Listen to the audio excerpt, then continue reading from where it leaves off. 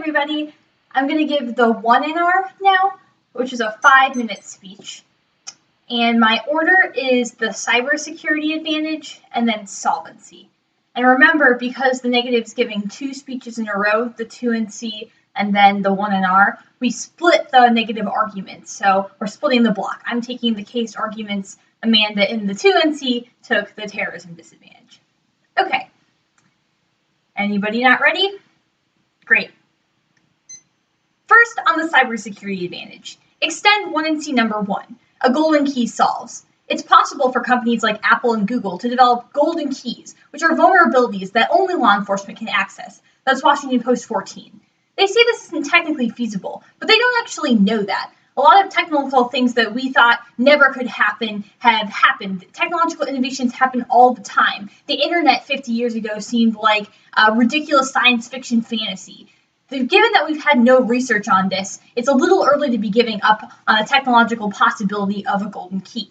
And there's evidence that a golden key system is technically feasible. The internet proves, COVID 15. Terror attacks are increasingly planned online, outside the reach of intelligence and law enforcement. Islamic State reaches 200,000 prospects daily through social media. Once a recruit is identified, ISIS tells him to switch to an encrypted smartphone.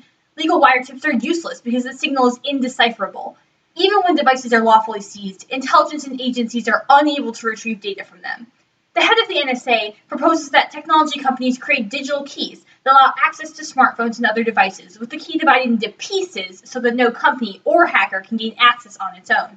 Internet executives know that using multiple keys can work, because multiple keys are the means by which the internet itself is protected.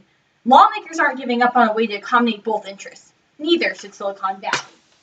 And for our evidence, crypto experts exaggerate the difficulty of a golden key, with 15.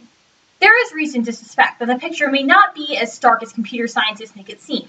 The big tech companies increase the complexity of their software all the time, and they generally regard the increased attack surface as a mitigatable problem. Google and Apple and Facebook are not without tools in the cybersecurity department. Only when somebody actually does the research and tries to produce a system that meets Comey's criteria are we going to find out whether it's doable or not. Now, extend 1NC number 3. There's no cyber impact. The threat of a cyber attack is highly exaggerated. Never in the 25-year history of cyber attacks has an incident managed to be both widespread and persistent. So-called experts warning of a cyber Pearl Harbor are just like the boy who cried wolf. That's Healy 13. You should prefer our evidence from Healy because he is the president of the Cyber Conflict Studies Association. He has a multitude of other qualifications that also pertain to cybersecurity. And unlike a lot of the authors they cite, he doesn't have an incentive to exaggerate the impact. A lot of the cybersecurity so-called experts that work in this industry get paid when they are supposed to be countering cyber threats. And the director of the FBI also has an incentive to exaggerate because that brings more resources to his agency. Therefore, you should prefer Healy because he is unbiased. And cyber attacks are not existential threats. F authors exaggerate. Snowden 15. This is not an existential threat. Nobody's going to press a key and bring down the government. Nobody's going to press a key and wipe a nation off the face of the earth.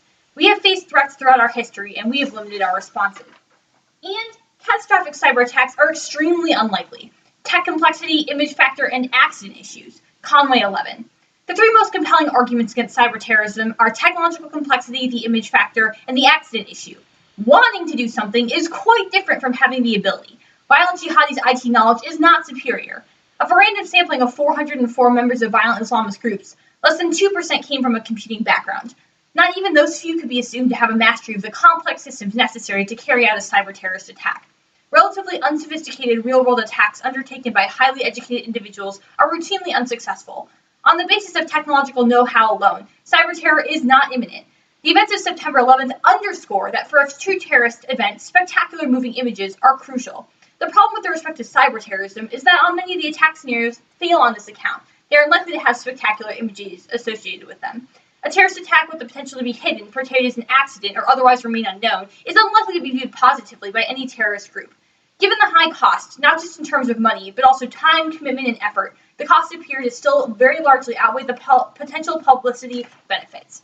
And extend 1NC number 4. There's no grid collapse. Security experts agree that it's virtually impossible for hackers to take down the electrical grid. Doing so required vast amounts of engineering expertise that hackers just don't have. That's Pereira, a cybersecurity reporter for Politico, citing Patrick Miller, the director of the Energy Security Consortium. That means all their scenarios are flawed. Now, go on to solvency. Extend our argument, the plan gets circumvented. Agencies like the NSA always find a way around the restrictions on surveillance. After the government put in place special congressional committees in the FISA court in the 1970s to curb it, those who were appointed were pro-surveillance, and the FISA court just rubber-stamped everything. It proves that the restrictions will fail. That's Greenwald 14. They say they get to fiat through this, but they fiat the plan passes, not that it solves. If the government can find a way to legally go around it, doesn't matter.